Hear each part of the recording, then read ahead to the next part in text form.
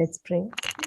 Pray to you, Lord, my Heavenly Father. Thank you, Lord, for giving us this good time to praise your name and pray, Father. Lord, Father, we thank you that you have given us this good day, Father, to sit in your presence, Father, and to listen to your word, Father. Lord, Father, bless this Bible study, Father, as we are learning your word, Father. We pray, Lord, bless us all with your knowledge, your wisdom, and your strength, Father, and good understanding, Father, of the word.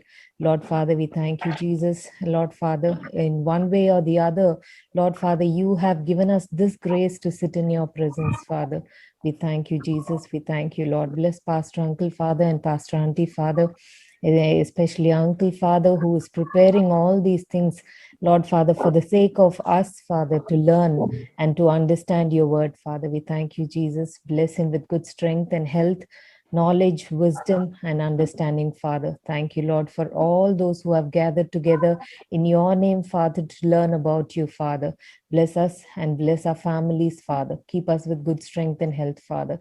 Thank you, Jesus, for this blessed time. In Jesus' name we pray. Amen. So last week,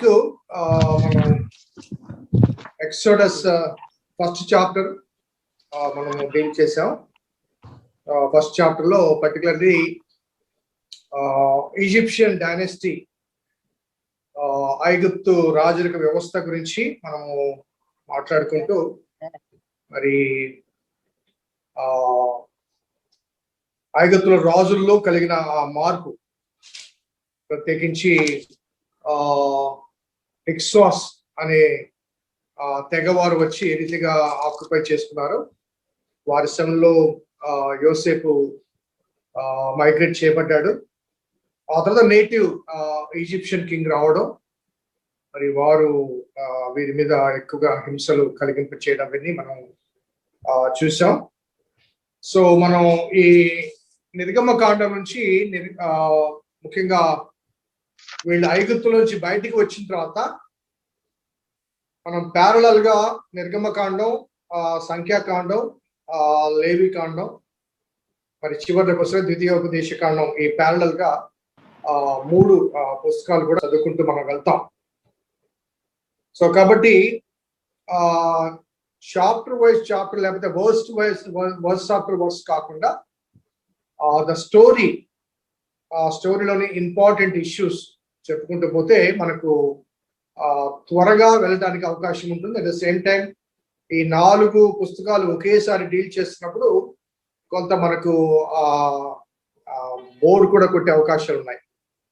కాబట్టి ఆ story కథనాన్ని మనం జ్ఞాపకం చేసుకుంటూ ఒక కథ రూపంలో వెళ్దాం. అక్కడక్కడ అవసరమైన రీతిగా మనము స్పెషల్ ఇష్యూస్ ఏమంటే వాటిని ప్రత్యేకంగా డీల్ చేయడానికి ప్రయత్నం చేద్దాం. సో సెకండ్ చాప్టర్ లో మనకు ఈ కథ యొక్క హీరోను ఇంట్రడ్యూస్ చేస్తున్నాడు దేవుడు. ఈ చరిత్రలో ప్రాముఖ్యమైన వ్యక్తిని, ఒక హీరోని. సాధారణంగా ఒక నోవెల్లో కానీ, లేకపోతే ఒక మూవీలో కానీ, లేకపోతే ఏదైనా డాక్యుమెంటరీలో కానీ ఆ హీరోను ఇంట్రడ్యూస్ చేసినప్పుడు story goes around the hero.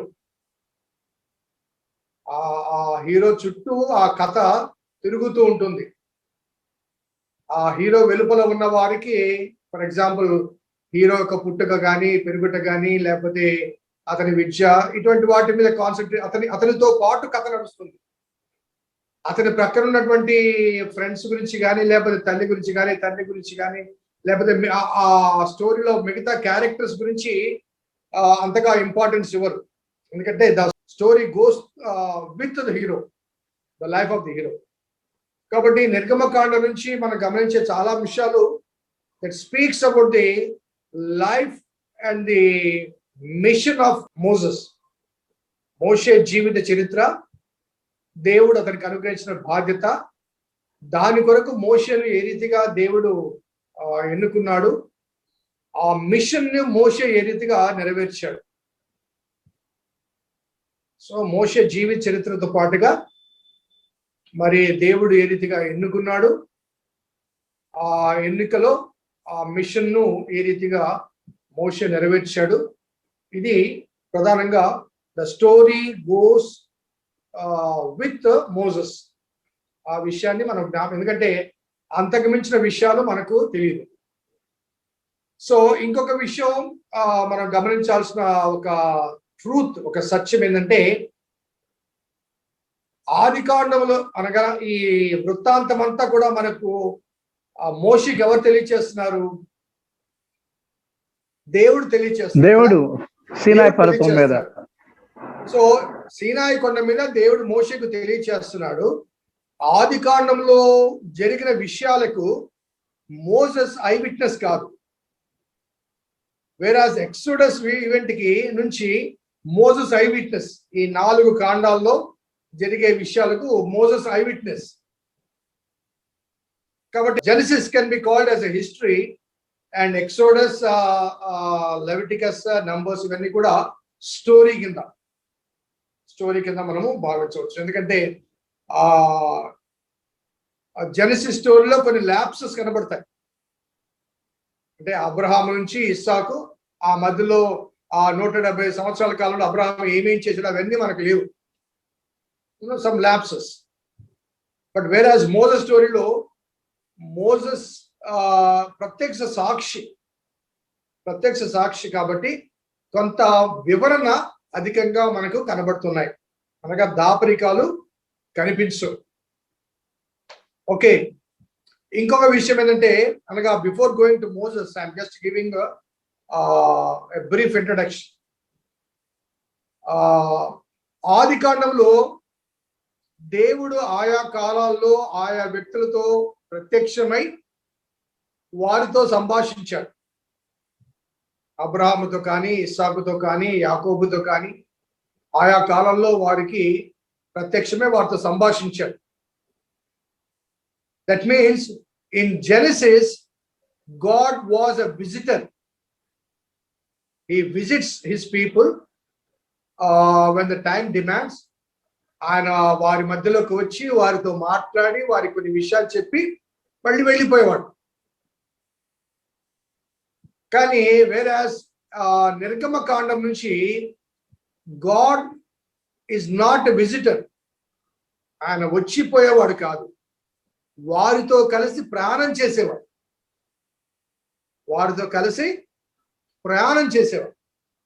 అర్థమవుతున్న difference. ఆది కాండంలో దేవుడు ఒక అతిథిగా వచ్చాడు, వారితో మాట్లాడాడు, వారికి వాగ్దానాలు ఇచ్చాడు, వారికి హెచ్చరికలు ఇచ్చాడు, వారిని దీవించాడు, వారిని కాపాడాడు. ఆ తర్వాత మళ్ళీ దేవుడు కనిపించాడు. మరలా ఇంకొక సంఘటనలో ఇంకో సందర్భంలో వస్తాడు. వేరే నిర్గమ కాండంలో దేవుడు మోషేకు ప్రత్యక్షమైన దగ్గర నుంచి కూడా he travels with his people all through the journey of the Exodus.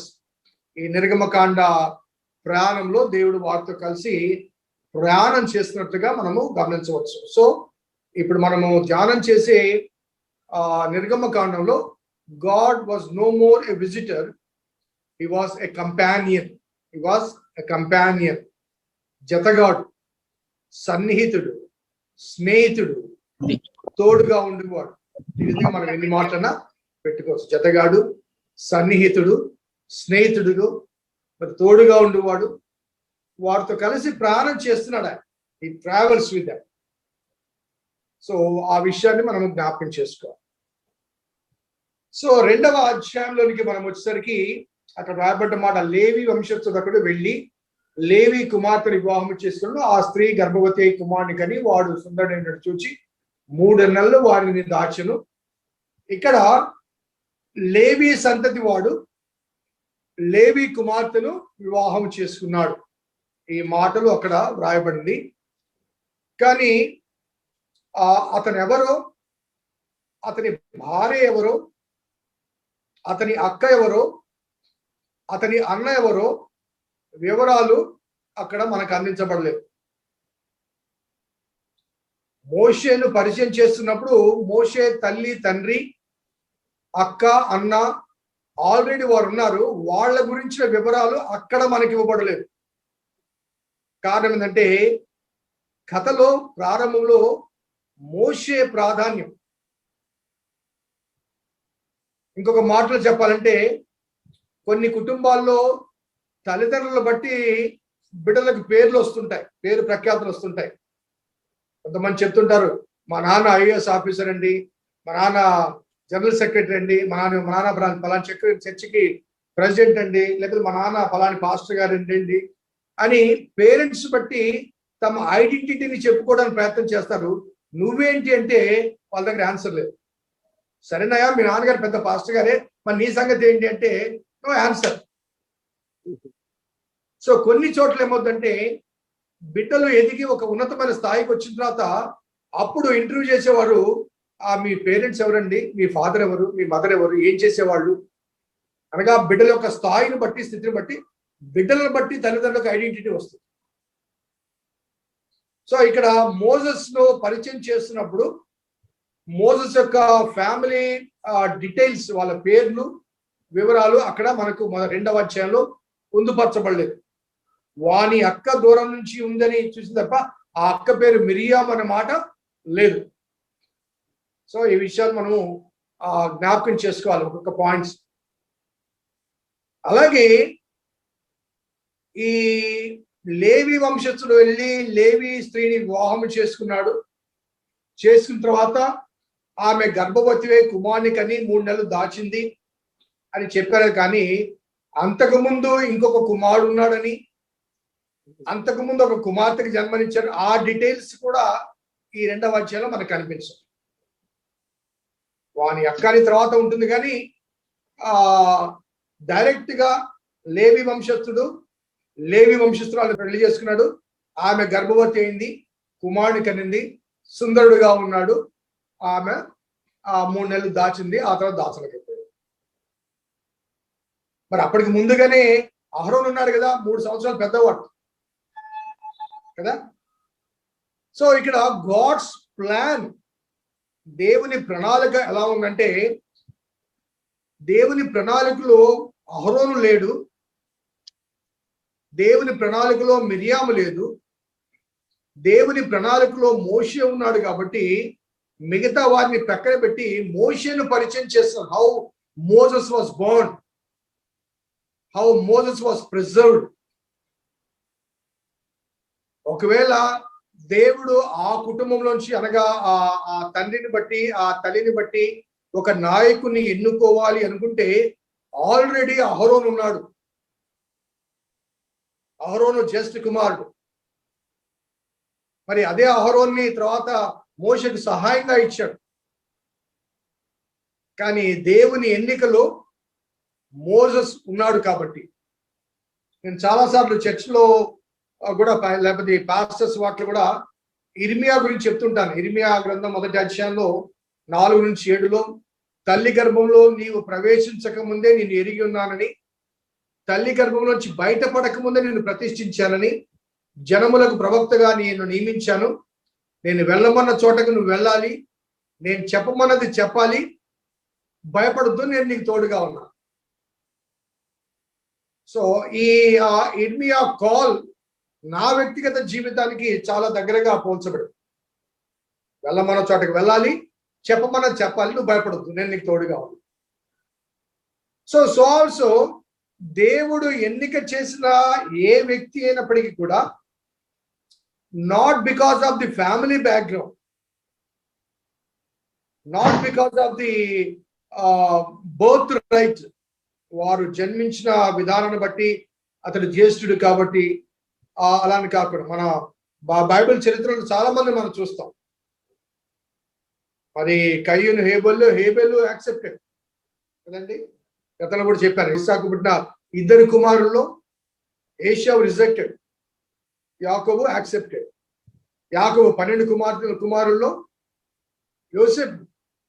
So ఆ రీతిగా దేవుని ఎన్నిక, దేవుని ప్రణాళిక, దేవుని చిత్తము కొంతమంది జీవితాల్లో, అనగా అనేక మంది జీవితాల్లో వారు పుట్టక ముందే దేవుడు వారి పట్ల ఒక ప్రణాళిక కలిగి ఉంటాడు. కాబట్టి వారిని ఏ కాలంలో జన్మింప చేయాలి, ఏ కాలంలో వారిని ఎలా భద్రపరచాలి, ఎలా ఎదిగింప చేయాలి, ఎలా పెంచాలి, అతనికి ఏమేమి కావాలన్నది ఎలా అందించాలి అన్నది it is totally under the divine control, దేవుని స్వాధీనంలో ఉంటుంది, దేవుని బాధ్యతలో ఉంటుంది.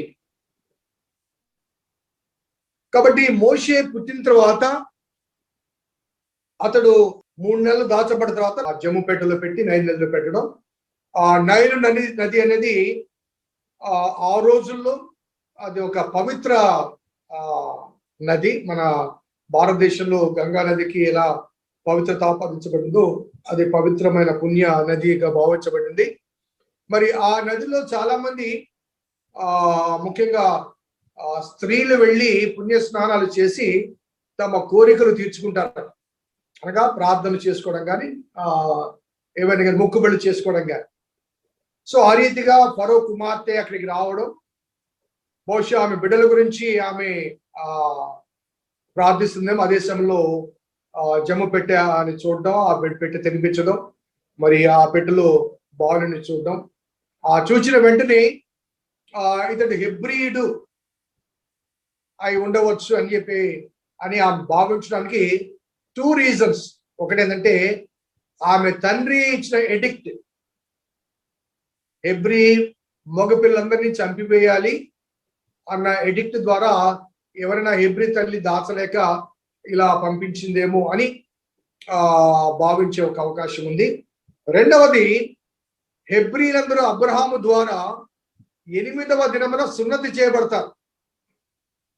8th డేన సున్నతి చేయబడతారు.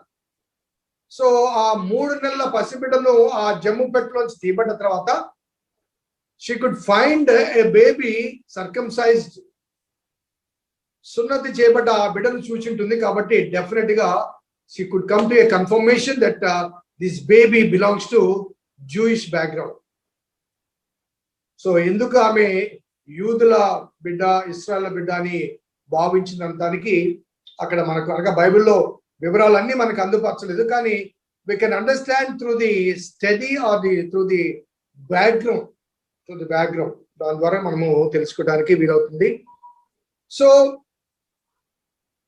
మనకు ఆ స్టోరీ అంతా తెలుసు. ఆమె తీసుకోవడం, వెంటనే అక్క వచ్చి ఈమెను పెంచడానికి ఒక దాదిని తీసుకొని రావాలని చెప్పడం, ఓకే అని చెప్పడం, వెళ్ళి దాదిగా మరి ఆ పరిచయం జరిగించడం, ఇవన్నీ కూడా మనకు కనబడుతుంటాయి.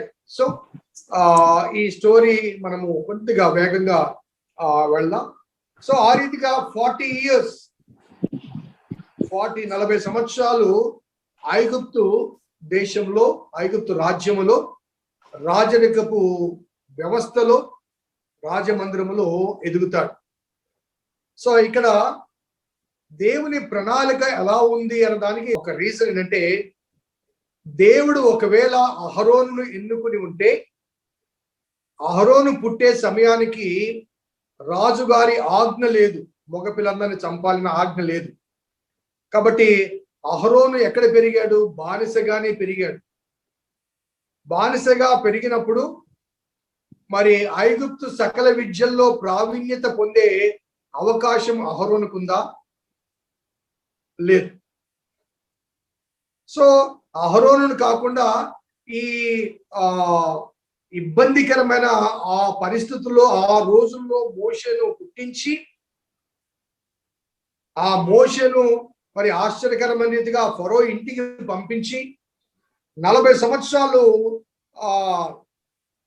ఐగుప్తు సకల విద్యల్లో ప్రావీణ్యత పొందగలిగాడు అంటే దానికి కారణం దేవుడు ఎక్కడైతే మోషే భద్రపరచబడతాడో ఆ ఇంటికి పంపించాడు. అదే రీతిగా అనగా it was the safest place for him in those pandemic situation. అదే రీతిగా it was the place where Moses can have the proper or needed skills. చదువు కానీ, విద్య కానీ, యుద్ధ నైపుణ్యం కానీ అవన్నీ తాను పొందడానికి ఒక బానిసగా పొందలేడు. కాబట్టి దేవుడు ఆ ఇంటికి అతన్ని పంపించాడు. అదే రీతిగా మరి మోషే అనే వ్యక్తికి అక్కడ ఇశ్రాయేల్లో ఉన్నటువంటి 6 లక్షల కాల్బలములో సో ప్రత్యేకించి ఒక గుర్తింపు పొందిన వ్యక్తిగా మోషే పిలువబడ్డాడంటే కారణం because he was shifted to the palace. లేకపోతే అప్పటి వరకు మోషే తల్లిదండ్రుల పేర్లు కానీ, అన్న పేరు కానీ, అక్క పేరు కానీ ఎవరు పరిగణలో తీసుకోలేదు. Only after Moses. So Moses పేరు ఒకసారి గుర్తింపులోకి వచ్చిన తర్వాత, ఎలివేట్ అయిన తర్వాత, ఆ తర్వాత ఈ మోషే అక్క ఎవరు, ఆమె పేరేంటి, ఈ మోషే అన్న ఎవరు, ఆయన పేరేంటి, ఈ మోషే తల్లి ఎవరు, తండ్రి ఎవరు అనేది మోసెస్ ను బట్టి ఆయన మన ఈ గుర్తింపు వచ్చినట్లుగా మనము గమనించవచ్చు. సో ఈ ఫరో ఇంట్లో పెరిగినప్పటికీ కూడా మోషేకు తానుకు తెలుసు నేను హెబ్రీయుని అని. ఇందాక నేను చెప్పాను, బికాస్ ఆఫ్ ది సర్కంసెషన్, ఆ సున్నతి అనే సంస్కారం చేయబడిన వ్యక్తి కాబట్టి, so he knows the change in his physical body. At the same time మరి తల్లి అతనికి దాదిగా ఉండి పెంచింది కాబట్టి, తల్లి ప్రథమ ఉపాధ్యాయురాలు అతనికి కాబట్టి, తన వారి గురించిన విషయాలు లేకపోతే ఈ బానిసత్వపు విషయాలు తల్లి ద్వారా తెలుసుకుని ఉండవచ్చు. అట్ ద సేమ్ టైం ఫరో కుమార్తె కూడా మరి అతన్ని ఆ రీతిగానే పెంచి ఉండవచ్చు, ఆ రీతిగానే పెంచి ఉండవచ్చు.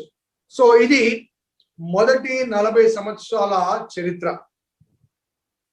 So at the end of the 40th year Moses పెద్దవాడై పెద్దవాడై తన జనులను చూడటానికి వచ్చాడు. న్యాచురల్ గా ఒకరోజు ఒక ఐగుప్తీయుడు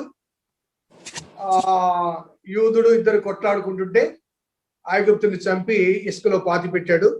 అటు ఇటు చూశారు, ఎవరు చూడలేదు అనుకున్నాడు, చంపి పాతి పెట్టాడు. నెక్స్ట్ డే వచ్చి అతను ఇద్దరు యూదులు అనగా ఇద్దరు హెబ్రీలు కొట్లాడుకోవడం చూచి మరి 2వ అధ్యాయం 14 చూడండి. అప్పుడు అతడు అన్యాయం చేసిన వాడిని చూచి నీవేళ నీ పొరుగు వాడిని కొట్టుచున్నావని అతడు అడగగా, అతడు మా మీద నిన్ను అధికారిగాను తీర్పరిగాను నియమించిన వాడెవడు, నీవు ఐగుప్తీని చంపినట్లు నన్నును చంపమనని అనుకొనిచున్నావా అను. అందుకు మోషే నిశ్చయముగా ఈ సంగతి బయలుపడి అనుకొని భయపడను. ఆ తర్వాత మిద్యాను పారిపోయాడు. సో ఈ సంఘటనలో ఒక ప్రశ్న ఎవరు అడిగారు? హెబ్రీయుడే అడిగాడు. ఏమని అడిగాడు? ఎవడయ్యా నిన్ను మా మీద తీర్పరిగాను అధికారిగాను నియమించింది ఎవరు? యాక్చువల్గా అయితే మోషే ఫరో ఇంట్లో ఉన్నాడు కాబట్టి, మరి ఆ సకల విద్యల్లో ప్రావీణ్యత కలిగి ఉన్నాడు కాబట్టి, అధికారిక కుటుంబంలో ఉన్నాడు కాబట్టి 2 చెంపదెబ్బలేసి ఎవరనుకుంటున్నారో నేను అని అనాలి. కానీ వాడికి భయపడ్డాడంటే కారణం ఏంటంటే, మొదటిగా అతను చంపింది అనగా ముందు రోజు చంపింది ఐగుప్తీని చంపాడన్న విషయం తెలిస్తే డెఫినెట్ గా ఐగుప్తు రాజుకి ఆగ్రహం వస్తుంది. కాబట్టి పనిష్మెంట్ తప్పనిసరిగా ఉంటుంది. అట్ ద సేమ్ టైం అతను అడిగిన ప్రశ్న, మా మీద తీర్పరిగాను అధికారిగాను ఎవరు నియమించారు? Who has appointed you as a judge or the leader? ఆ ప్రశ్నకు మోషే దగ్గర జవాబు లేదు. he doesn't have an answer. అందుకే దేవుడు దర్శనం ఇచ్చిన తర్వాత ఆ ప్రశ్నకు జవాబు కొరకు మోషే దేవునితో సంభాషణ పెంచుతాడు. ఆ ప్రశ్నకు జవాబు కొరకు అది తర్వాత మనం ఆ వాక్య భాగంలోకి వెళ్దాం. So he had no answer. నిన్ను ఎవరు నియమించారు మా మీద తీర్పరిగా అధికారిగా అన్న దానికి జవాబు లేదు. చంపింది ఐగుప్తీని కాబట్టి అతను ప్రాణభయంతో పారిపోతాడు. మిద్యానికి పారిపోవడం జరుగుతుంది. ఈ పారిపోవడం కూడా దేవుని ప్రణాళిక చొప్పున జరిగింది. నేను సెర్మన్స్ లో కూడా నేను చెప్తూ ఉంటాను ఏంటంటే, మోషే ఐగుప్తు సకల విద్యల్లో ప్రావీణ్యత కలిగిన వాడు కాబట్టి, యుద్ధ నైపుణ్యం ఉంది, అతని చేతిలో కత్తి ఉంది, రాజుగారి ఇంటివాడు కాబట్టి అతన్ని ఇమ్మీడియట్ గా దేవుడు ఆ వయసులోనే నాయకుడిగా నియమించి ఉంటే అతని అధికారానికి కానీ అతనికి కోపానికి కానీ ఆవేశానికి కానీ ఈ అరణ్యములో 40 సంవత్సరాల కాలంలో అందరూ మోషే చేతులు చచ్చిపోయేవాళ్ళు. అందరూ చచ్చిపోయేవాళ్ళు. ఎందుకంటే అతని చేతిలో యుద్ధ నైపుణ్యం ఉంది, కత్తి ఉంది. కాబట్టి God wants Moses to have a certain training. కాబట్టి 40 సంవత్సరాలు ఒక ప్రజలను నడిపించడానికి కలిగిన ఆ నాయకత్వపు లక్షణాలు నేర్చుకోవడం, ఎట్ ద సేమ్ టైం మరలా 40 సంవత్సరాలు ఆ ప్రజలను కాపాడే కాపరిగా, షెపర్డ్గా అక్కడ నీ చేతిలో ఏముంది అంటే కత్తి ఉంది అని చెప్పడు, కర్ర ఉంది అంటాడు. కత్తి యుద్ధానికి చిహ్నం, హింసకు చిహ్నం. కర్ర కాపరత్వానికి చిహ్నం. కాబట్టి కత్తిని పడవేసి కర్రను తీసుకొని 40 సంవత్సరాలు మరి అరణ్యములో ఆయన ఒక కాపరిగా తరబీదు పొందుతాడు. So that was the reason after the 40th year God sent Moses to the wilderness. అరణ్యంలోనికి పంపించేసాడు. ఎందుకంటే ఆ తరబీతు, మోషేకు కావాల్సిన కాపరత్వపు తరబీతు అనేది ఐగుప్తులో రాజమందిరంలో దొరకదు, అదే రీతిగా బానిస గృహంలో దొరకదు.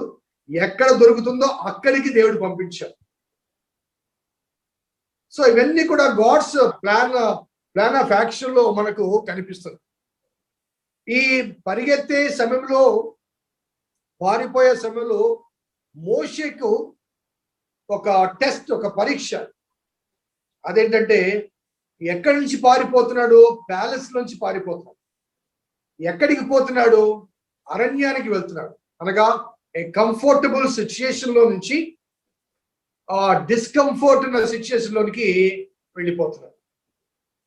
అలాగే అన్ని సమకూర్చబడిన ఆ పరిస్థితుల్లో నుంచి ఏమీ లేని ఎడారి భూమిలోనికి, మరి అన్ని వెతుక్కోవాల్సిన స్థితిలోనికి తాను వెళ్ళడం అనేది మనకు అక్కడ గమనించవచ్చు. So he was running away from the safest place to the unknown place, desert place. So ఆ రీతిగా మోషే ఆ తీర్మానం తీసుకుని తాను వెళ్ళిపోవడం అనేది కూడా మనకు కనిపిస్తుంది. సో వెళ్ళిన వాడు చాలా దూరం వెళ్ళాడండి. ఎక్కడికి వెళ్ళాడంటే సీనాయి అరణ్యము దాటి మిద్యాను ప్రాంతానికి వెళ్ళిపోతాడు. అది మ్యాప్ లో మీరు తర్వాత చూడొచ్చు. ఐగుప్తులో నుంచి సీనాయి అరణ్యము దాటి మిద్యాను ప్రాంతానికి వెళ్ళిపోతాడు. చాలా దాదాపు 120-130 కిలోమీటర్స్ వెళ్తాడు. వెళ్ళిపోయి అనగా ఫరోకు అందనంత దూరంగా వెళ్ళిపోతాడు. వెళ్ళిపోయి అక్కడ బావి దగ్గర ఆయన ఆగుతాడు. ఎందుకంటే డిజర్టెడ్ ప్లేసెస్ లో సేద తీర్చబడే స్థలం అంటూ ఏదైనా ఉందంటే బావి. సో ఇస్సాకునకు వధువు ఎక్కడ దొరికింది? బావి దగ్గరే దొరికింది. యాకోబు రాహేల్ని ఎక్కడ చూశాడు? బావి దగ్గరే చూశాడు కదండి. సో ఈ డిజర్ట్ ప్లేసెస్ లో బావి అనేది ఒక మీటింగ్ ప్లేస్. ఆ చుట్టుపక్కల గొర్రెల కాపర్లు కాబట్టి ఆ బావి మీద పెద్ద మూత వేస్తారు. ఆ వంతుల ప్రకారం వచ్చి తమకు తమ గొర్రెలకు వారు నీరు పట్టుకోవాలి, వంతుల ప్రకారం రావాలి. అనగా they have a fixed time table. ఎందుకంటే ఆ బావిలో నీరు వారికి గొర్రెలన్నిటికీ కావాలంటే డెఫినెట్ గా ఆ బావిలో నీరు ఊరాలి. అందరూ వచ్చి ఒకేసారి బావిలో నీరు తాగితే బావి ఎండిపోతుంది. సో ఒక టైంలో ఒక ఫ్యామిలీ, మరి కొంతసేపు తర్వాత మరొక ఫ్యామిలీ, అలా టైమింగ్స్ ప్రకారం రావాలి. కానీ అక్కడ మిద్యాన్లో కొంతమంది రావడం, వాడు గొడవ పెట్టుకోవడం, బలవంతంగా నీటిని తీసుకోవడం ప్రయత్నం చేయడం. మరి అక్కడ కూడా అన్యాయాన్ని సహించలేక మోషే అక్కడ కూడా ఫైటింగ్ చేస్తాడు. ఆ తర్వాత ఆమెతో అనగా మిద్యాను యాజకుడైన ఇత్రో, ఆయనకు 3 పేర్లు ఉన్నాయి అక్కడ. రఘుయేల్ అని, లేకపోతే రూయేల్ అని, లేకపోతే ఇత్రోని 3 పేర్లు మనకు బైబిల్లో అక్కడక్కడ కనబడతాయి. బహుశా రఘుయేల్ అనే మాట అనే వర్డ్ హీబ్రూ ఐడెంటిటీ ఉంటుంది. ఇత్రో అనేది మిద్యాన్ ఐడెంటిటీ ఉండొచ్చు. ఈ మిద్యానీయులు ఎవరు అన్నదాన్ని గతంలో నేను చెప్పాను. అబ్రహాం యొక్క శారా చనిపోయిన తర్వాత చేసుకున్న భార్య కెతూరా సంతానము మిద్యానీయులు. అనగా మోసెస్కి ఏమవుతారు? కజిన్స్ అవుతారు. మోషేమో శారా నుంచి కలిగాడు. ఈ మిద్యానీయులేమో కెతూరా ద్వారా కలిగిన సంతానం. కాబట్టి వారి మధ్య ఆ రిలేషన్స్ ఉన్నాయి. అదృష్టమైన అద్భుతమైన విషయం అంటే మనము జెనసిస్ లో కూడా చూసాము. ఇష్మాయేలీలు, మిద్యానీయులు బిజినెస్ పార్ట్నర్స్. వాడిద్దరు కలిసి యోసేపును ఐగుప్తు తీసుకువెళ్తారు. సో కాబట్టి ఈ 3 గ్రూపుల మధ్య అనగా అబ్రహాంను కలిగిన 3 కుమారులు వారి వంశావళి మధ్య ఒక విధమైన మరి బంధం ఉంది. మరి రక్త సంబంధం కూడా ఉంది, బంధుత్వం కూడా ఉంది. కాబట్టి మోషేను అంగీకరించడానికి, తన కుమార్తెనిచ్చి వివాహం చేయటానికి ఎటువంటి అభ్యంతరము రఘుయేలుకు కనిపించలేదు. అతను వెళ్ళి ఆమెను వివాహం చేసుకోవడం కానీ, ఆ తర్వాత కుమారుని కలగడం కానీ మనము ఆ వాక్య భాగంలో చూడొచ్చు. 23 నుంచి 25 వరకు, 2వ అధ్యాయం 23 నుంచి 25 వరకు మనము చూస్తే, అలాగున అనేక దినములు జరిగిన మీదట ఐగుప్తు రాజు చనిపోయెను. అలాగున అనేక దినములు జరిగిన తర్వాత ఐగుప్తు రాజు చనిపోయెను. గత వారం చెప్పాను, ఐగుప్తు హింసించిన ఐగుప్తు రాజు పేరు సేతి వన్. అనగా వీళ్ళు ఎక్సోడస్ టైంలో ఉన్నటువంటి రాజు రామ్సెస్ II. కానీ మోషే పుట్టినప్పుడు ఉన్న రాజు సేతి I. ఆయన చనిపోయాడు. చనిపోయిన తర్వాత మరి దేవుడు నిర్ణయించిన ఆ గడియ ఆసన్నమైంది. కాబట్టి అక్కడ రాయబడ్డ మాటలు చూస్తే 23వ వచనంలో, ఇశ్రాయేలు తాము చేయుచున్న వెట్టి పనులను బట్టి నిట్టూర్పులు విడుచుచు మొరపెట్టుచుండగా తమ వెట్టి పనులను బట్టి వారు పెట్టిన మొరలు దేవుని యొద్దకు చేరును. కాగా దేవుడు వారి మూలుగులు విని అబ్రహాము, ఇస్సాకు, యాకోబులతో తాను చేసిన నిబంధనను జ్ఞాపకం చేసుకును. దేవుడు ఇశ్రాయేలును చూచెను, దేవుడు వారి యందు లక్ష్యం ఉంచెను. మనకు తెలుసు, జెనసిస్ లో దేవుడు వాగ్దానం చేసిన అబ్రహాముతో, నీ తరువాత 400 సంవత్సరాల వరకు తమది కాని దేశమందు పరదాసులుగా ఉంటారు. ఆ రాజు వారిని చాలా హింసిస్తాడు. ఆ తర్వాత వారు అధిక సంఖ్యలో బయటికి వస్తారు అని. మరి అప్పటి వరకు మనం వెయిట్ చేయాలి. ఎందుకంటే అమోరీల అక్రమము పూర్తి కాలేదని దేవుడు చెప్పడం అనేది మనం గత వారాల్లో మనం జ్ఞాపకం చేసుకున్నాం. కాబట్టి God waited for the time. And అదే సమయంలో ఆ రాజు గారు చనిపోవడం, వారి మొరలు దేవుడు ఆలకించడం, and God intervening in the life of the people of Israel. ఇశ్రాయేల్ ప్రజల జీవితంలో దేవుడు కలుగ చేసుకుంటున్నాడు. He has come down. ఆ తర్వాత వాక్యంలో, నేను వారి మొరను విన్నాను, నేను దిగి వచ్చాను అంటాడు 8వ వచనంలో. కాబట్టి ఐగుప్తుల చేతిలోంచి వారిని విడిపించుటకు, అనగా ఆ దేశంలోంచి విశాలమైన మంచి దేశమునకు, అనగా కనానీయులు, హిత్తీలు, అమోరీలు, పెరిజీలు, హిబ్బీలు, యెబూసీల నివాస స్థానమై పాలు తేనెలు ప్రవహించే దేశమునకు వారిని నడిపించుటకు నేను దిగి వచ్చాను అంట. So God has come down to be associated with his own people. ఆయన నేను దిగి వచ్చాను అనే మాట అక్కడ మనకు వాడబడింది. సో ఆ మోషేకు ప్రాపర్ ట్రైనింగ్, అనగా ఆయన్ను తన ఉద్దేశం ప్రకారము ఒక నాయకునిగా తల్లి గర్భములో ఉండగానే దేవుడు ఎన్నుకుని, మరి క్రిటికల్ సిచ్యుయేషన్ లో ఆయన జన్మింపచేసి, ఆయన కావాల్సిన తరబేతి నిమిత్తము ఫరో ఇంటికి పంపించి, ఆ తర్వాత కాపరిగా 6 లక్షల కాల్బలాన్ని నడిపించాలి. కాబట్టి కాపరత్వపు ఒక బాధ్యతను ఇవ్వడానికి 40 సంవత్సరాలు అరణ్యంలో ఆయన ఉంచిన తర్వాత, మరి కాలము సంపూర్ణమైనప్పుడు దేవుడు వారి మొరను విన్నాడు. ఆ మొరను విన్న దానికి జవాబుగా దేవుడు వారిని జ్ఞాపకం చేసుకున్నాడు, వారి యందు లక్ష్యం ఉంచాడు అనే విషయాన్ని మనం జ్ఞాపకం చేసుకోవచ్చు. So coming to the 3rd chapter, మోషే మిద్యాను యాజకుడైన ఇత్రో అను తన మామ మందను మేపుచు ఆ మందను అరణ్యమునకు అవతలకు తోలుకొని దేవుని పర్వతమైన హోరేబునకు వచ్చెను. ఆ మందను అవతలకి తోలుకొని పోయి దేవుని పర్వతమైన ఆ హోరేబునకు వచ్చిన, అవతలకి తోలుకొని పోయి.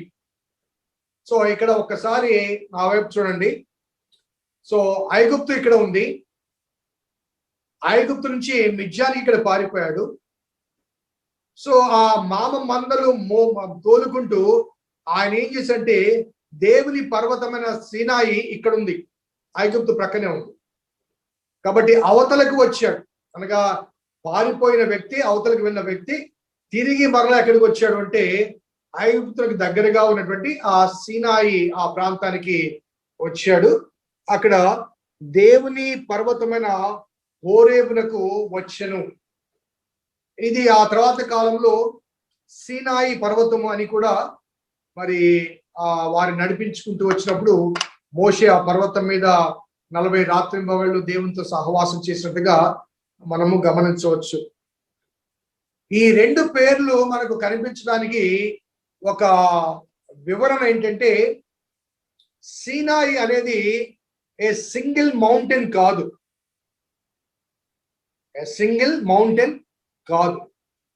ఫర్ ఎగ్జాంపుల్ మనకు హిమాలయ పర్వతాలు ఉన్నాయి, హిమాలయ పర్వతాలు మౌంటైన్ రేంజెస్ అంటారు.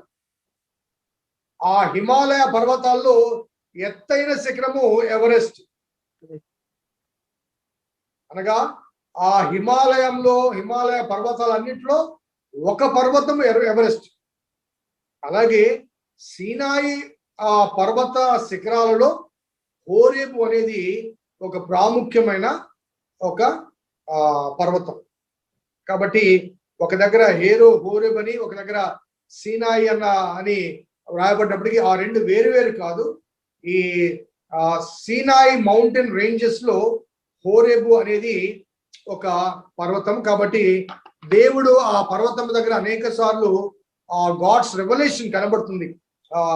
ఏలియా కూడా అదే పర్వతం దగ్గర, ఏలియా కూడా చివరి దినాల్లో దైవ ప్రత్యక్ష కనబడుతుంది. కాబట్టి ఆ పర్వతానికి మరి దేవుని పర్వతం అనే పేరు. ఆ తర్వాత కాలంలో మోషే, ఎందుకంటే మోషే ఈ గ్రంథాన్ని రాసే సమయానికి సీనాయి అనుభవం కూడా, ఈ 40 దినములు దేవునితో గడిపిన ఈ అనుభవం కూడా జరిగిపోయిన సంఘటన. కాబట్టి ఆ పర్వతానికి ఆ దేవుని పర్వతం అనే పేరు మోషే పెట్టడానికి మనము గమనించవచ్చు. సో అక్కడ మోషేకు కనిపించిన ఆ 2వ వచనంలో ఒక పొద నడిమిని అగ్ని జ్వాలలో యెహోవా దూత అతనికి ప్రత్యక్షమాయెను. అతడు చూచినప్పుడు అగ్ని వలన ఆ పొద మండుచున్నది, కానీ పొద కాలిపోలేదు. అప్పుడు మోషే, ఆ పొద ఏల కాలిపోలేదో నేను ఆ తట్టు వెళ్ళి ఈ గొప్ప వింత చూచెను అనుకున్నాను. దానిని చూచుటకు అతడు ఆ తట్టు వచ్చుట యెహోవా చూచెను. దేవుడు ఆ పొద నడుమ నుండి మోషే మోషే అని అతని పిలిచెను. అందుకతడు చిత్తం ప్రభు అనను. అందుకు ఆయన దగ్గరికి రావద్దు, నీ పాదం నుండి నీ చెప్పులు విడుము, నీవు నిలిచి ఉన్న స్థలము పరిశుద్ధ ప్రదేశము, మరియు ఆయన నేను నీ తండ్రి దేవుడును, అబ్రహాము దేవుడును, ఇస్సాకు దేవుడును, యాకోబు దేవుడునని దేవుడు అక్కడ చెప్పడం, పరిచయం చేసుకోవడం అనేది మనకు కనబడుతుంది. సో ఇక్కడ ఆ బర్నింగ్ బుష్ అనగా మండుచున్న పొద కనబడింది.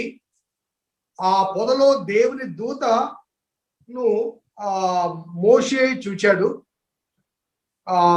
కానీ అక్కడ మోషేను యెహోవా చూచాడు.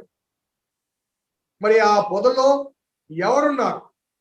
మండుచున్న పొదలో దూత ఉందా? యెహోవా దేవుడున్నాడా? మరి ఎవరు మాట్లాడారు? అక్కడ మొదటిగా మనకు రాయబడ్డ మాట ఏంది?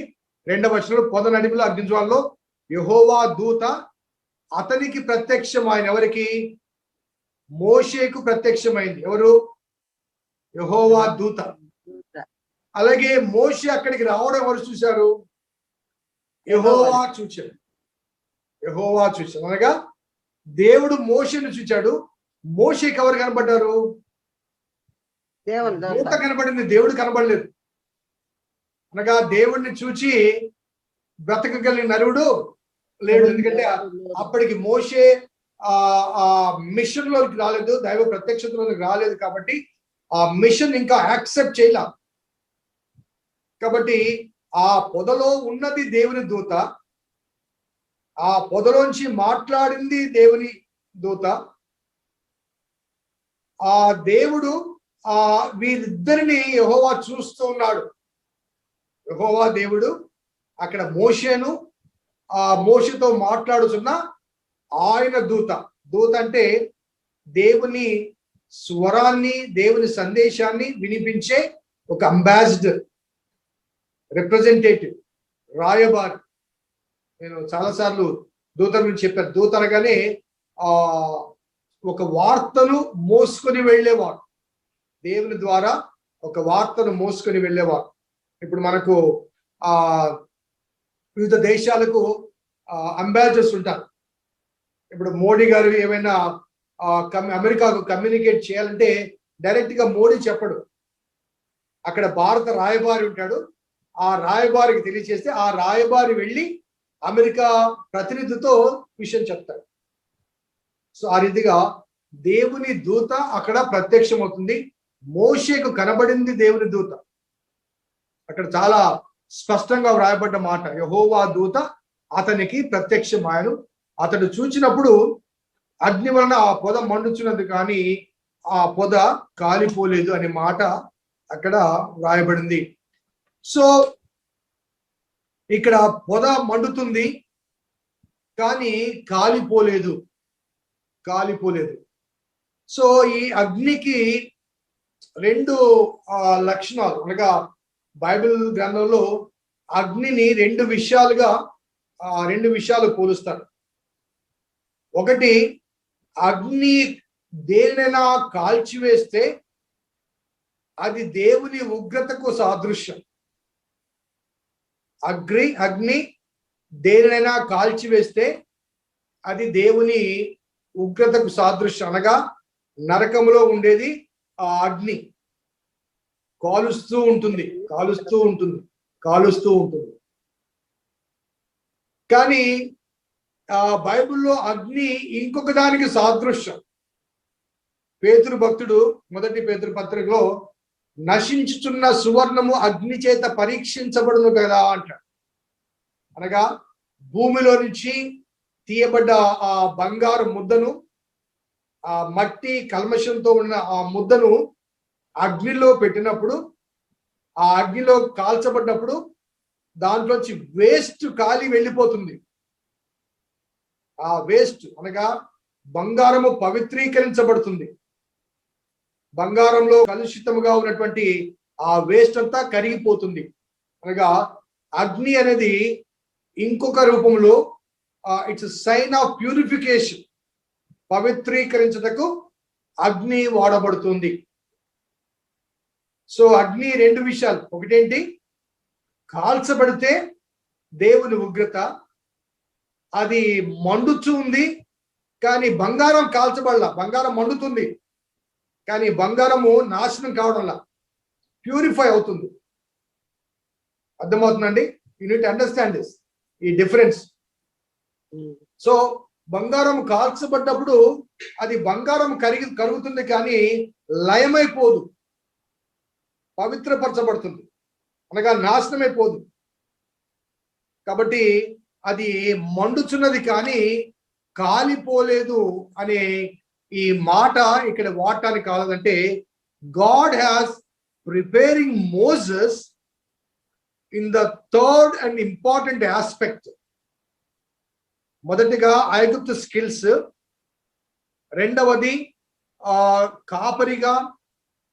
కాపరత్వపు స్కిల్స్, మూడవది స్పిరిచువల్ ఎన్విరాన్మెంట్ లో ఆధ్యాత్మిక పవిత్రత, ఆధ్యాత్మిక లక్షణం లేకపోతే ఆధ్యాత్మిక యోగ్యత కావాలి. కాబట్టి అక్కడ ఒక విధంగా చెప్పాలంటే ఆ మండుచున్న పొద అనేది ఒక రకమైన సాదృశ్యంగా కూడా చెప్పడానికి అవకాశం ఉంటుంది.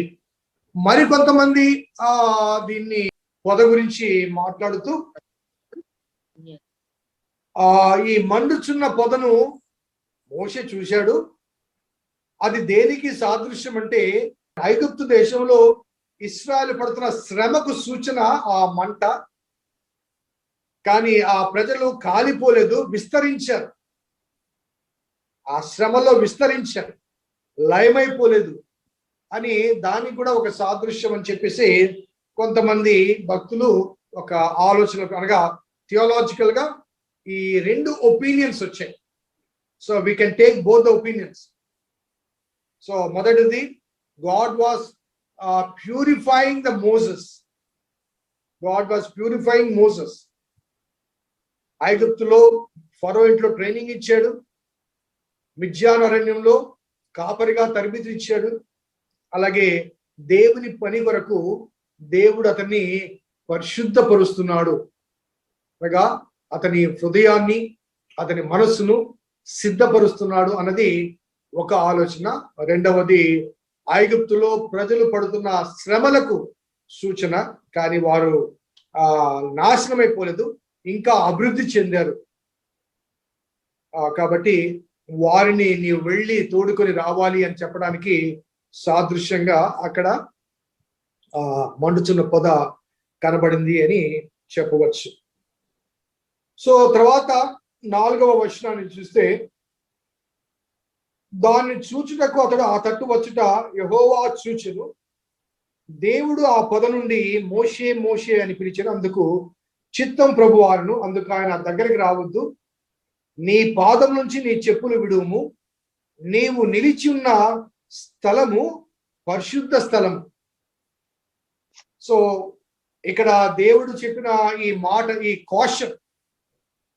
కాషను ఆ రోజు మోషే గురించి మాత్రమే కాకుండా ఆ తర్వాత కాలంలో దేవుడు వారి మధ్య ప్రత్యక్ష గుడారంలో నివసించబోతున్నాడు. సో ప్రత్యక్ష గుడారము నిర్మించుకొని అందులో దేవుడు నివసించబోతున్నాడు, వారితో కలిసి ప్రయాణం చేయబోతున్నాడు. కాబట్టి ఆ దేవుని ప్రత్యక్షత కలిగిన ఆ ప్రదేశానికి ఎవరు పడితే వారు దగ్గరికి వెళ్ళటానికి సాహసం చేయకూడదు. కాబట్టి నీ చెప్పులు విడిచిపెట్టు, నీవు దగ్గరకు రావద్దు. ఆ తర్వాత కాలంలో లేవి వంశస్థులు మాత్రమే ఆ ప్రత్యక్ష గుడారంలోనికి వెళ్ళేవారు, యాజక ధర్మాన్ని జరిగించేవారు. అహరోను కుటుంబం మాత్రమే, అందరికీ ఆ అవకాశము, ఆ అనుమతి ఇవ్వబడలేదు. కాబట్టి whenever we find the God's presence, దానికి మనము దూరంగా ఉండాలి. యెహోషువ 3వ అధ్యాయంలో కూడా వారు నిబంధన మందసం మోస్తున్నప్పుడు యెహోషువ చెప్తాడు, ఆ మందసానికి దగ్గరగా మీరు నడవద్దు, దూరంగా ఉండండి అంటాడు. ఎందుకంటే మందసం అనేది దేవుని సన్నిధికి సాదృశ్యం. సో ఈనాడు మన బ్యాప్టిస్ట్ చర్చెస్ లో ఎవరు పడితే వాళ్ళు పుల్పిట్ ఎక్కేస్తారు, ఎవరు పడితే వాళ్ళు ఆ పవిత్రత అనేది, I appreciate the Lutheran and సేసే ట్రెడిషన్స్ అండి. నేను చాలా సార్లు లూథరన్ చర్చెస్ వెళ్ళినప్పుడు ఐఎమ్ ఆర్డైన్డ్ పాస్టర్, వారు ఎక్కడైతే నిలబడి దేవుని వాక్యాన్ని బోధిస్తారో ఆ ప్రదేశంలోకి నన్ను రానివ్వరు.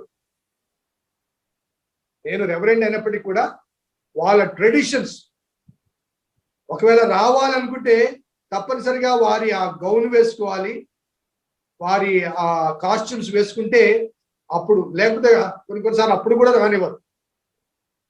సో కాబట్టి ఆ దేవుని సన్నిధి అన్నప్పుడు దానికి మనము ఎడముగా ఉండాలి, అలాగే చెప్పులు విడవాలి. మన ఇండియన్ చర్చెస్ లో చెప్పులు విడవడం అనేది ఈనాటి కాలంలో అంతగా కనిపించదు.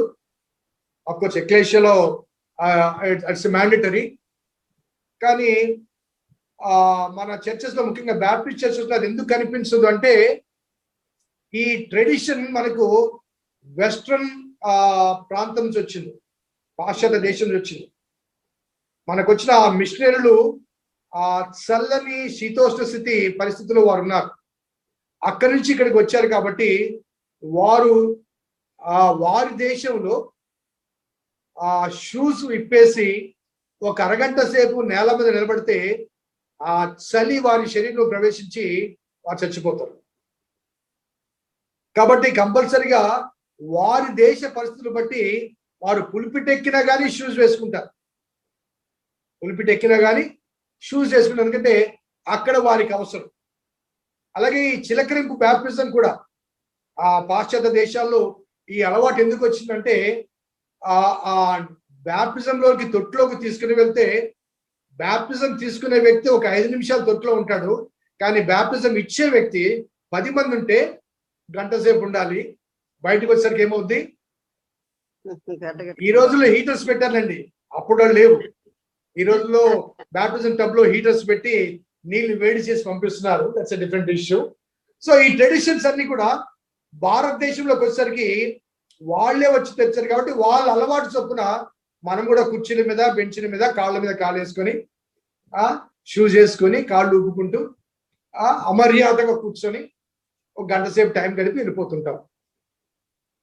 సో గాడ్స్ అది చూడండి, ఇట్స్ ఎ డిజర్ట్, ఒక అడవి. అరణ్యంలో మేకలు గొర్రెలు మేపుకున్నాడు ఆయన.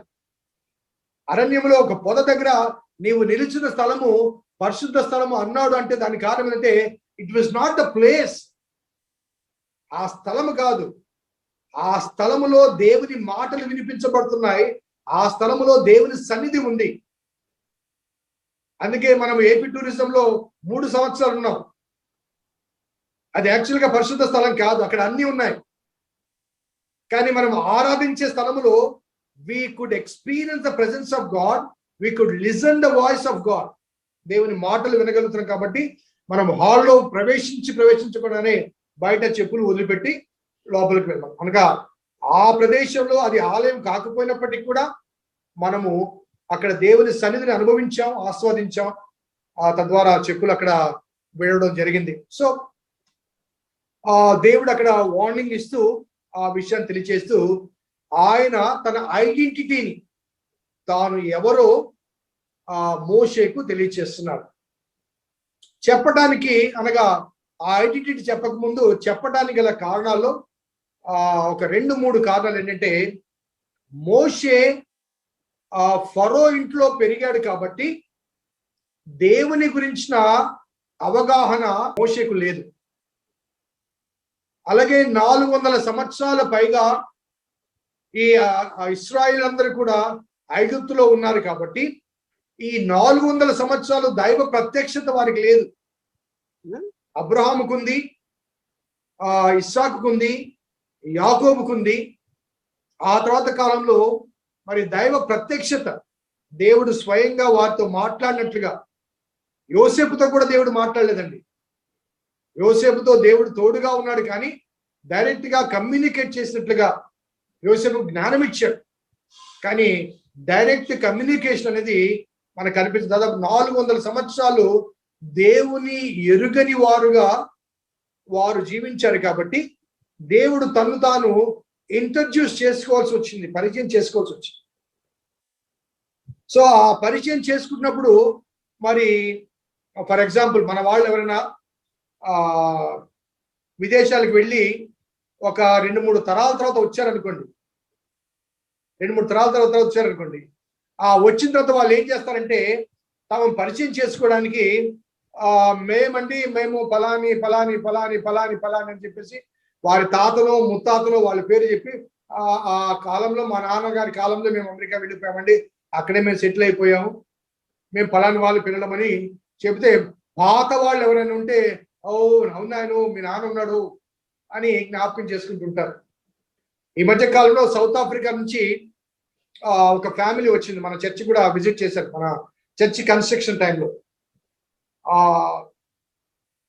మన మిషనరీస్ భారతదేశానికి వచ్చినప్పుడు ఆఫ్రికా దేశంలో సువార్త ప్రకటించడానికి తెల్లవాళ్ళు వెళ్తే ఆ రంగును చూసి ఆ రూపాన్ని చూసి వాళ్ళని చంపుకొని వండుకొని తినేవాళ్ళు ఆఫ్రికన్స్. కాబట్టి అమెరికన్స్ లేకపోతే వెస్టర్న్ పీపుల్ ఆ ప్రాంతానికి వెళ్ళడానికి, సువార్తికులకు వెళ్ళడానికి వారు భయపడి నెల్లూరు నుంచి ఒక ఫ్యామిలీని తీసుకుని వెళ్ళి సౌత్ ఆఫ్రికాకు పంపించారు. అతని పేరు రంగయ్య. నెల్లూరు నుంచి రంగయ్య అని ఒక అతని పంపించారు. అతని ఫ్యామిలీ, అతనితో పాటు కొంతమంది ఫ్యామిలీస్ వెళ్ళి అక్కడ సౌత్ ఆఫ్రికాలో యేసుని గురించి సువార్త ప్రకటించారు. ఇప్పుడు ఆ రంగయ్య ఫ్యామిలీస్ అన్ని కూడా చాలా ప్రాముఖ్యమైన స్థానంలో ఉన్నారు. కొంతమంది అమెరికాకు మైగ్రేట్ అయ్యారు, కొంతమంది సౌత్ ఆఫ్రికాలో ఉన్నారు. వారిలోంచి అమెరికాలో ఉన్న ఒక వ్యక్తి, అదే రీతిగా సౌత్ ఆఫ్రికా నుంచి వచ్చిన భార్యాభర్తలు నెల్లూరుకి వచ్చారు. 175 years లోన్ స్టార్ సెలబ్రేషన్ జరిగినప్పుడు వచ్చినప్పుడు వారు వచ్చి మన చర్చి కూడా వారు చూచి వెళ్ళారు. సో చాలా కాలం తర్వాత ఈ పరిచయం చేయబడాలి అని అంటే డెఫినెట్ గా we need to look back, we need to go back.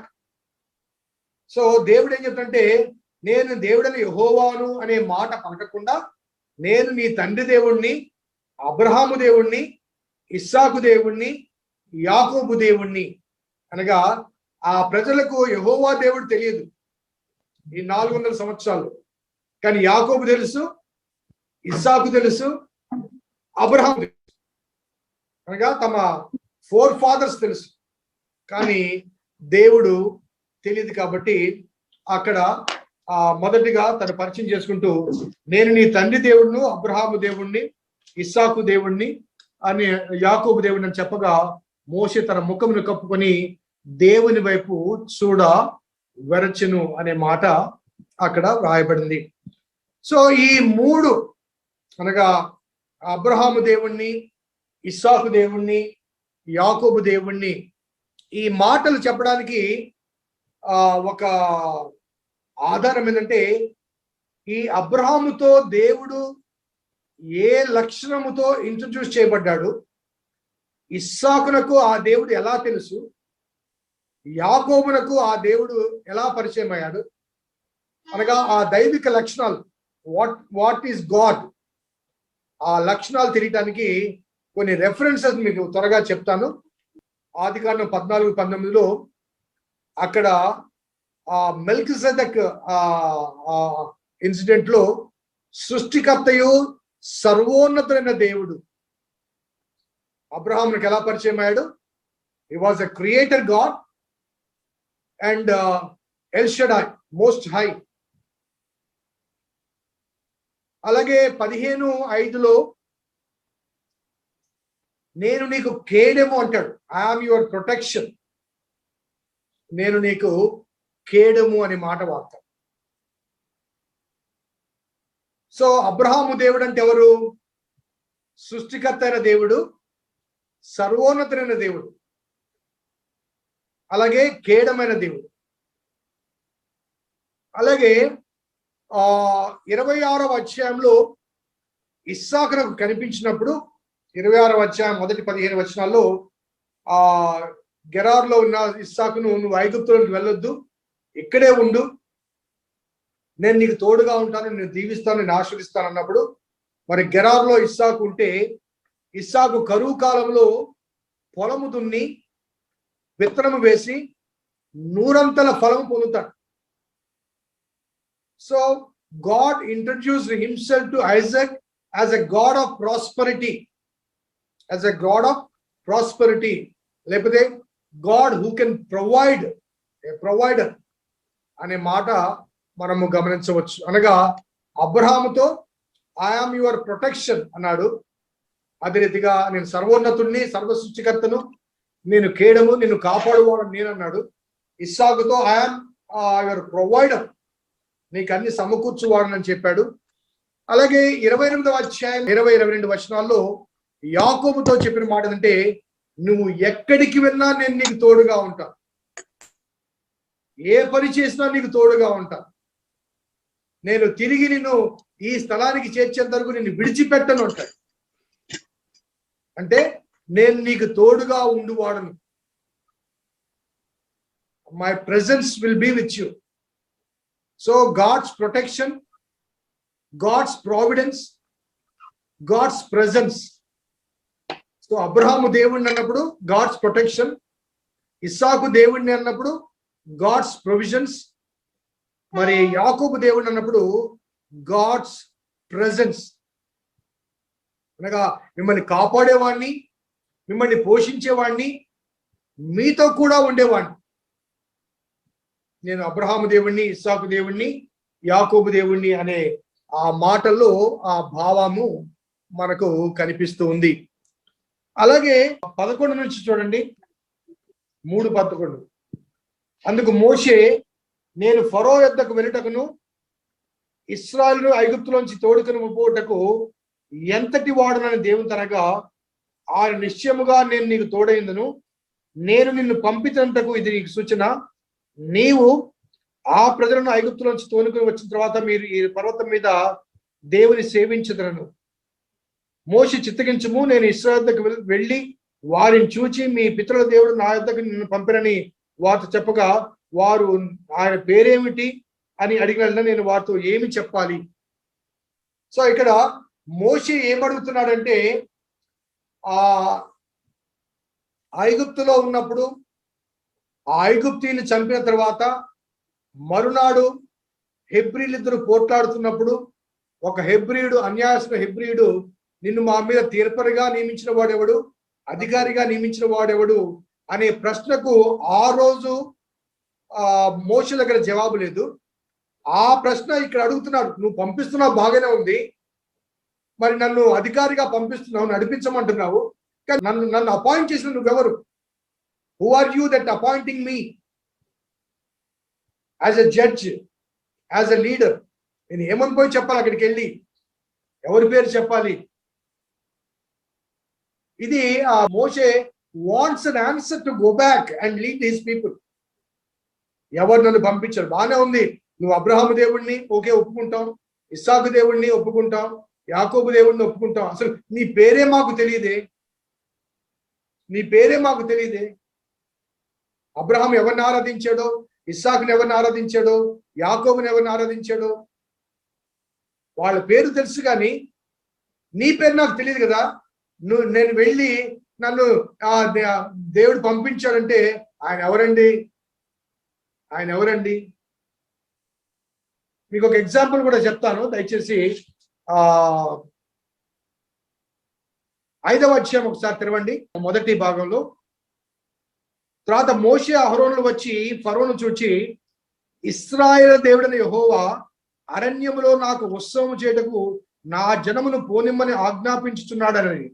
ఫరో, నేను అతని మాట విని ఇశ్రాయేలును పోనిచ్చుటకు యెహోవా ఎవడు? యెహోవాను నేను ఎరగను, ఇశ్రాయేలును పోనీయను. అర్థమవుతుందండి? యెహోవా ఎవరండి? మాకెవరు తెలియదే. సో దేవుని గురించిన ఎరుక వారికి లేదు. ఐగుప్తు రాజులకు కానీ, ఐగుప్తు ప్రజలకు కానీ, అక్కడ ఇశ్రాయేలుకు కానీ దేవుని గురించిన ఎరుక వారికి లేదు. కాబట్టి నువ్వు పొమ్మంటున్నావు, బాగానే ఉంది, ఎవరు పంపించారు, ఎవరు నన్ను నాయకునిగా ఎన్నుకున్నారు, నేను పోయి మీ నాయకుడిని అంటే వాళ్ళు ఒప్పుకుంటారా? వాళ్ళు ఒప్పుకుంటారా? I need answer, I need answer. So అక్కడ దేవుడు ఒక మాట తెలియచేస్తూ 14వ వచనంలో, అందుకు దేవుడు, నేను ఉన్నవాడను అనువాడనై ఉన్నానని మోషేతో చెప్పెను, మరియు ఆయన ఉండుననువాడు మీ యొద్దకు పంపినని చెప్పండి అనే మాట అక్కడ వాడుతాడు. అనగా ఉండుననువాడు మీ యొద్దకు పంపించాడు, ఉన్నవాడను అనువాడను. ఈ మాట హీబ్రూ భాషలో యావే, YHWH. హీబ్రూ భాషకు ఓవెల్స్ ఉండవు కదండి, కన్సోనెంట్సే ఉంటాయి. YHWH, యావే అనే ఆ మాట, I am that I am, నేను ఉన్నవాడును అనువాడును అనే ఆ మాట తెలియచేస్తూ 15వ వచనంలో, మరియు దేవుడు మోషే తిట్టను, మీ పితరులైన దేవుడని యెహోవా అనగా అబ్రహాము దేవుడు, ఇస్సాకు దేవుడు, యాకోబు దేవుడని యెహోవా మీ యొద్దకు నన్ను పంపినని నీవు ఇశ్రాయేలుతో చెప్పవలను.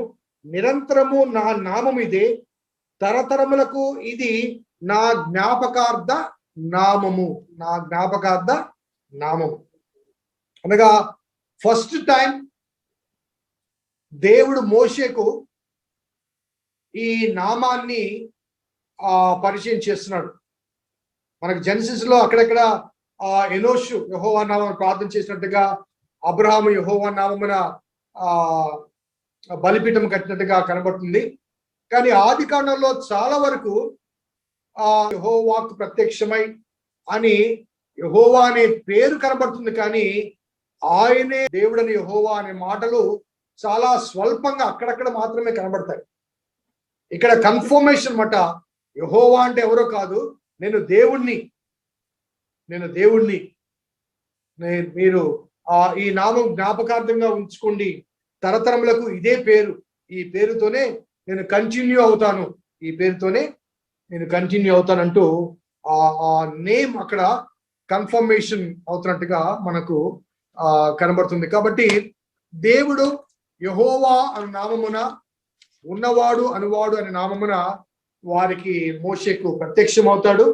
ఆ ప్రత్యక్షం అయిన తర్వాత ఆ మోషే ఆ నామాన్ని తీసుకొని, అనగా ఆ దేవుని నామాన్ని తీసుకొని మరి వెనక్కి వెళ్ళడానికి దేవుని చేత ఆజ్ఞాపించబడ్డాడు. సో ఇక్కడతో ఈరోజు ఆపుదాం. తర్వాత మోషే యొక్క కాన్వర్జేషన్, మోషే డినయల్స్, ఇవన్నీ కూడా నెక్స్ట్ క్లాస్ లో మనము జ్ఞాపకం చేసుకుందాం. సో ఇక్కడ ఈ వాక్య భాగంలో ప్రత్యక్షంగా Moses was introduced to us and also God was introducing himself to Moses. మోషే మనకు పరిచయం చేయబడ్డాడు, అలాగే దేవుడు మోషేకు తన్ను తాను పరిచయం చేసుకున్నాడు. సో మిషన్ ఇంకా టేకప్ చేయాల మోషే.